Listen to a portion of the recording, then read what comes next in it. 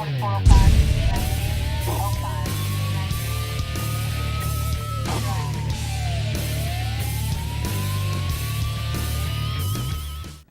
right, welcome back, crime fighters, for another edition of Calhoun County's Most Wanted, the program where you get to help make Calhoun County a better and safer place by helping this guy lock up the bad guys. I'm Chris Wright. This is, of course, Sheriff Matthew Wade. Good to see you, Sheriff. Always good to be on the show, Chris. You know, got crazy weather in Alabama. You know, last week it was snow and 20 degrees. This week it's 70 degrees, and man, the 70 degrees makes you wish for spring. But you know, it gets people out a lot, and also gets the criminals out a lot. So we've been having a increase of breaking and enterings in vehicles, and a lot of times those breaking and enterings are going into these cars in people's houses at night, sitting in people's driveway where they feel it's the safest. You know, I lock my cars every time. I don't leave the keys in it, because even in your house, you live in a good neighborhood, people coming through, they're looking to do that. The neighborhood I lived in has been hit twice in probably the past 7 or 8 years. And both times they didn't get anything from any of our vehicles because they were locked. Sometimes I've gone out in the morning and thought I've locked it, and it was left, you know, for whatever reason, I didn't lock it. But we need to lock those vehicles and be responsible gun owners. The 2 Alabama officers that were killed in the last couple of weeks, both of them were killed with handguns that were stolen out of vehicles, and those vehicles were unlocked. Wow, that's so. Criminals love to get their hands on a stolen weapon that's untraceable. Absolutely. You know, and here's the thing with it. Nobody wants that burden on them for somebody to have a gun stolen and used to hurt somebody else. We're all forgetful. We're all guilty. It's an awareness. It's not about pointing fingers going, hey, you know, you're a terrible person because you left your car unlocked. Yes, it's America. You should be able to leave your car unlocked in your driveway. You should be able to. Yeah. You should be able to leave $1,000 sitting on your front steps. It's just not realistic. And as we should, and it's not right for people to do these things. I agree, and I wish they didn't do them, and we're going to try to catch them every time they do. But we got to do our part. Make sure you lock your valuables up, keep them out of sight, don't leave a handgun in the car. You know, I know some people's going to leave a handgun in the car. If they do, make sure it's locked. It's a deadly weapon. It's a responsibility, not just to yourself, it's a responsibility to everybody else. That's right. All right. So we don't need folks shopping at the B&E, breaking and entering. Absolutely. This week, man, we can barely get them all on one screen, Chris. 9 arrested, brings our count up to 4,333 people put in jail because you were willing to help us, and we appreciate that help. And our partnership with the community is one of the most important things that I cherish. All right, we will have the first half of this week's lineup with some new bad guys coming up next when we return on Calhoun County's Most Wanted. Welcome to this week's edition of Calhoun County's Most Wanted. First up in our lineup this week, Sharon Duncan. Miss Duncan, last known to be living in Anniston, she's wanted for failure to pay on receiving stolen property third. And we'd like you to meet Terry Amos. Mr. Amos, last known to be living in Anniston, he's wanted for failure to appear on theft of property third. And this is Rolando Caver. Mr. Caver, last known to be living in Anniston, he's wanted on a bond revocation for possession of a controlled substance and attempting to elude.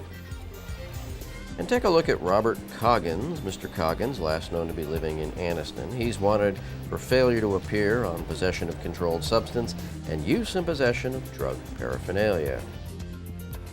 And here is John Morgan. Mr. Morgan, last known to be living in Oxford, he's wanted on probation violation for possession of a controlled substance. And last up for the first half of our lineup, Taiwan Richards. Mr. Richards, last known to be living in Anniston, he's wanted for a probation violation on possession of marijuana first. And that's it for the first half of our lineup. Stay tuned for the second half later in the show. All right, we'll have some more bad guys for you here in just a few minutes, but let's take a break from the bad guys, Sheriff. We can't just talk about crime for 30 minutes. We like to talk about some good things as well. Absolutely. You know, the spice of life makes things good, so I'm glad to have them with us here today. They're all smiles. From the Family Links Youth Advisory Council, we've got Andrea and Anna, and so you two ladies have gotten involved. This is a new council, right? Just started up this school year, didn't it? Yes, sir. All right, so what just made you want to be involved in this? So I think a big part of it was that it was new and we were already pretty much involved in our school, and we thought that we could extend that to our community.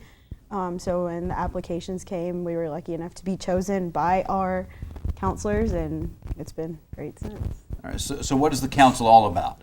We do various things throughout our community. In the summers when all of us really had the opportunity to be able to go around and do things for our community. So we did things like the Soup Bowl, and I know one of our members did like an art show, so she was doing stuff like that for different things. Very cool. And so Anna, you have been involved also in something talking about the vaping issue, haven't you? Yes, now that school's back in, we have a little less time to go out and do things, but we're able to do a lot at home. Like we're about to start the social media campaign against vaping and juuling in our county. All right, so juuling is something I'd never heard. Sheriff, I guess you've probably heard that I term. do. You know, when you have teenagers and you deal in the schools like we do, Juuls seems to be a very popular thing amongst high schoolers and teenagers, and it's just a very dangerous thing. We don't know what's in those chemicals, and you know, people say what's better than smoking, and I just think that's probably not going to be true. So juuling, is that like vaping? Is that just another word for it, or is it something different? Or Yes, it's another word for it. It's a new brand that's come out. Okay. Juul is a brand. Yeah. It's Okay. still vaping, but you can go into convenience stores and it says, you know, the word Juul there, and I'm not sure what the laws cover on it or don't cover on it. It's one of those things that technology is going so fast and new things are coming up that it's not traditionally covered under things like tobacco or alcohol, but possibly as dangerous or even more dangerous. So. yeah, sometimes they'll put these products out there, and again, I don't know what I'm talking about with this particular one, but if it may not be labeled as a food product and subject to FDA, but if you're ingesting it into your body, You know, it's one of those things that I think that it's not regulated very well. We don't know where those chemicals are, where they're coming from, or anybody regulating them. It's probably coming from China, and no telling what's in it, what you think is in it. I know some people have used it to put illegal substances in their pods, that they call them, and use those pods to smoke liquid CBD oil. That contains THC and not hemp, which is a big debate in Alabama right now. But it's largely unregulated, and I believe very dangerous and just as addicting as tobacco. what are you seeing from your peers at school? Most of them are involved with juuling. So If they don't do it regularly, they've tried it. So personally for me, I don't really see it around school. It kind of, if people refer to it, they refer to it kind of as more of a joke than they do actually doing it, but Anna has a little bit of a different experience with it. Yeah. So you're seeing, do you think that some of the students today are looking at this as, I'm not going to smoke cigarettes, I'm going to do this instead, or is it a completely different kind of thing for the kids growing up today? Well, yeah, a lot of them that start juuling, they would have never started smoking, but they don't realize that in each Juul pod there's 20 cigarettes worth of nicotine. Wow. Yeah. Wow. And just because it's vapor instead of smoke doesn't change anything. No, nothing at It all. changes some things, but not everything, certainly. Yeah. So It's trading one problem for another. It's not harmless. So how are you getting involved in this debate, and how are you with the council being a part of this situation? So right now we're really working on kind of growing our council, just because we have people like Anna and I that are seniors, so we're going to be leaving, so we want to make sure that the newer members kind of get the gist of things. But we did a lot of research on it to begin with, as much as we could find, because on the internet you're going to find a lot of different mixed reviews. And Anna, I actually helped her with this, and she wrote an article for the newspaper that came in just to kind of inform parents, because we've been to CPC meetings and we've talked about it, and a lot of people really aren't aware completely of what it is. A lot of parents don't even realize that their kids are getting these things. Yeah, see, I'm clueless. I've got a kid that's senior in high school, and I didn't even know what this. So it's educational for me. I appreciate you bringing it to my attention, and that's one more thing that I should have already been aware of. But it's impossible as a parent today to be aware of everything. It isn't. When you go into the store and it's marketed and it's not spelled the way that Juul as a stone is, it's J-U-L. And so you go in the store, if you're not into those kind of things, you just kind of gloss over it. But once it's been made to your attention, you go in the store and go, I see it now. And I don't even go in the stores anymore. Swipe outside and I never go in. But so that's an interesting thing. But we want to talk some more about the council and you girls and your experience there and what you're looking forward to down the road as well. We need to take a quick break, and we'll be back with the second half of this week's lineup and more with the Family Links Youth Council here on Calhoun County's Most Wanted. And welcome to the second half of our lineup. First up this half, Kevin Walker. Mr. Walker, last known to be living in Anniston, he's wanted for child support, the face of a deadbeat dad. And here is Jeremiah Johnson. Mr. Johnson, last known to be living in Montgomery, he's also wanted for child support, another deadbeat dad. And meet Wesley Tidwell. Mr. Tidwell, last known to be living in Jacksonville, he's wanted on probation violation for possession of a controlled substance. We'd like you to take a look at Angela Huggins. Miss Huggins, last known to be living in Anniston, she's wanted for probation violation on obstruction of justice by using a false ID. And meet James Smith. Mr. Smith, last known to be living in Piedmont, he's wanted for failure to appear on possession of controlled substance and use and possession of drug paraphernalia. And last up in our lineup this week, Vantrell Rowland. Mr. Rowland, last known to be living in Anniston, he's wanted for failure to appear on possession of a controlled substance, use and possession of drug paraphernalia, illegal possession of prescription drugs, and theft of property third. And that's it for our lineup this week. If you have any information as to the whereabouts of these folks, please give us a call at Crime Stoppers. That number is 256-238-1414. All right, we'll have the Crime Stoppers segment of the show here in just a few minutes. Several things we need to talk about there, but right now, Sheriff, we're talking about the Family Links Youth Advisory Council, which is new this year. We've got a couple of the ladies from the council with us. bright young ladies. I appreciate y'all. Hopefully I don't have to use your services if you're going to be you're going into medical school and you want to be a pediatrician, right? Yes. And you want to be into critical care. Yes, I do. I hope I don't ever have to have your services. I hope I don't see you. I hope I never have to have your services anymore. Yeah, I'm a little- Two, and they're growing up, and you don't need any more. Absolutely. Grandkids, I'm looking forward to at some point, but that's on down the road. All right, so we've been talking about your experiences a little bit with the Youth Advisory Council, and you ladies helped get this thing going on off the ground this first year, and we're at the point now where we're going to be looking for the next class for the Youth Advisory Council. What would you say to somebody who's thinking, yeah, that might be a good idea for me? Definitely get out there. Even if you're a little afraid, you got to put yourself out there. And if you are interested in it, to kind of just contact your counselor, and they can contact the Family Links and can get it going. So what are some of the other activities that you've been involved in as part of the council? So like I mentioned before, we've done Soup Bowl. Anna actually helped organize something for Thanksgiving, so she wants to talk about that really quick. Yes, we raised money for families who otherwise wouldn't be able to afford Thanksgiving meals with their families. And then at Christmas, we raised money for high school students that didn't or aren't able to get the necessary things they need, like toiletries or clothes, and got them stuff. Yeah, one of the things I really like about this Youth Advisory Council for Family Links, Sheriff, we got a lot of places where kids kind of get a seat at the table, but they're just kind of there. It looks good. With this council, it seems like the kids are really Doing it. That's what we're driving the boat.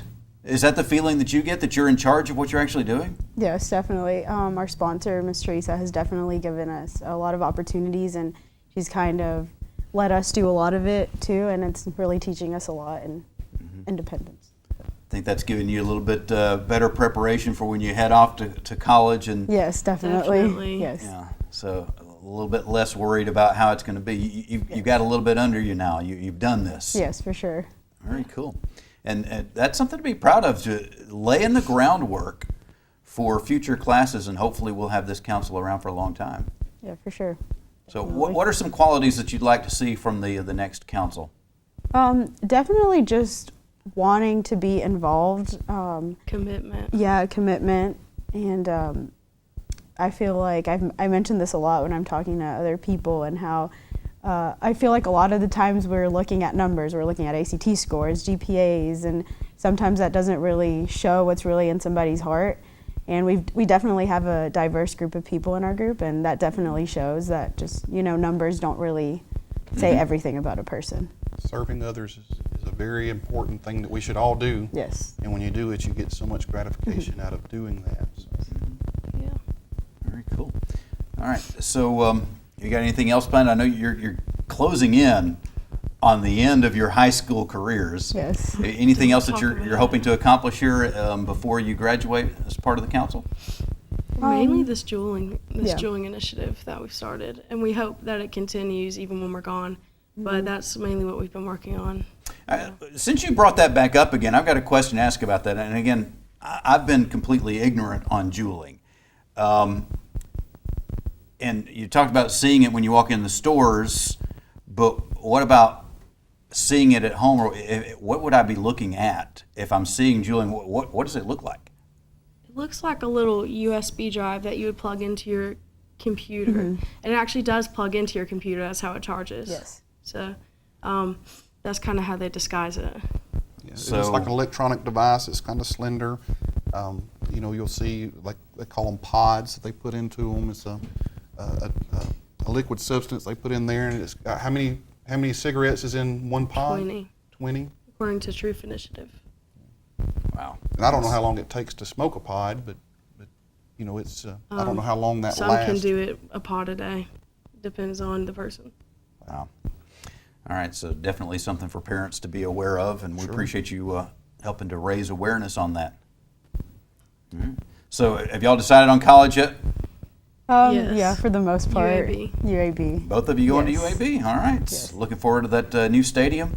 Yes. Definitely. Very cool. All right, well, we wish you the best of success there, and thank you for all the work that you've done establishing this council. Thank you so much for having us. We're glad to do it. All right, when we come back, Sheriff, we'll have our crazy criminal of the week. Any good surprises? Yeah, we'll see.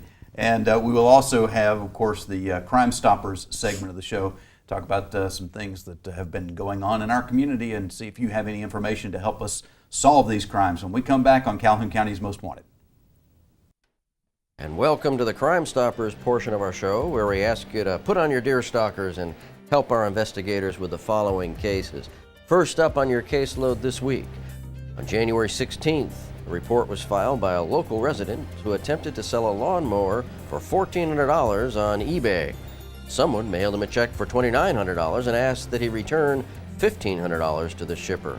After cashing the check and transferring the $1,500 to the shipper, it was learned the check was a fraudulent check. Go figure. The resident is at a loss for the transferred money, but still has the lawnmower. So watch out for those kinds of scams. And on January 16th, the building was burglarized on Cherokee Trail in Ohatchee.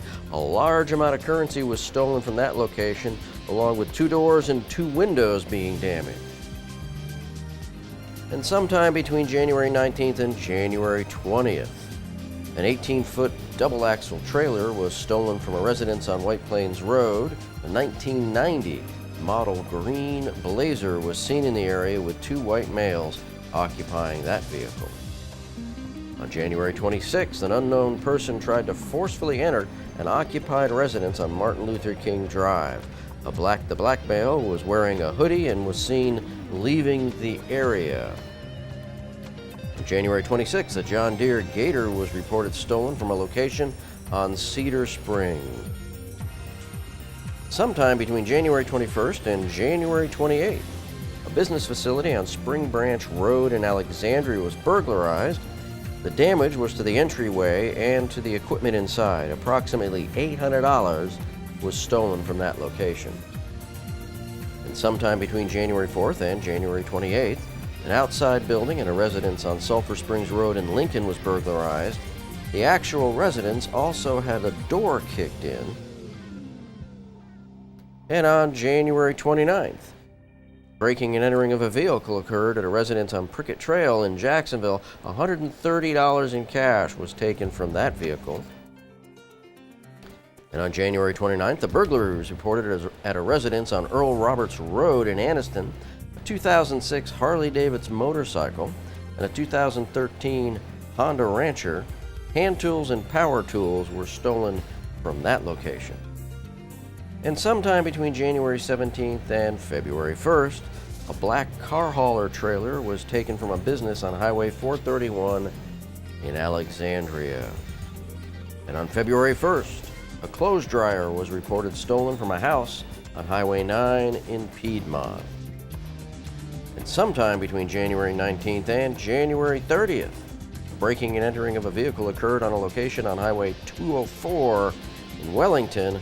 Unknown persons took gas from the truck parked at that location. And last up on your caseload this week, sometime between January 30th and February 1st, a home was burglarized on New Liberty Road in Jacksonville. They got away with 3 televisions, 3 laptops, 2 iPhones, and an Xbox. And that's it for the Crime Stoppers portion of the show. If you have any information on these cases, and we hope you do, please give Crime Stoppers a call at 256-238-1414. Remember, we want your information and not your name. Stupid! You're so stupid! All right, Sheriff, it's not just enforcing the laws. You're protecting and serving, and a lot of times you'll end up like helping somebody out when they have car trouble, right? We do it all the time. We had an individual in Spartanburg, South Carolina that needed a jump off, and he saw some police officers nearby in the parking lot, so he asked them to give him a jump, and they were kind enough to come over, and in the process of it, they checked out the vehicle and discovered that it was a stolen vehicle. You know, and I would say this surprises me, but it really doesn't. We appreciate people who do these kind of things. It helps us out, and as we appreciate him partnering with us to bring that information to us so we didn't have to look as hard. So we appreciate his partnership and bringing that stolen vehicle to our attention. And believe it or not, while the police are helping him jump off this vehicle, or at least looking into the process, another gentleman comes over and to see what's going on. Turns out he had an outstanding warrant. They got 2 arrests because this guy with a stolen car asked the police to give him a jump. You know, sometimes it happens that way. Thank you very much for their support and coming over and turning themselves in. So we appreciate it. Well, that's all the time that we've got for this week. But we'll be looking for you again next week, and hopefully not in the lineup on Calhoun County's Most Wanted.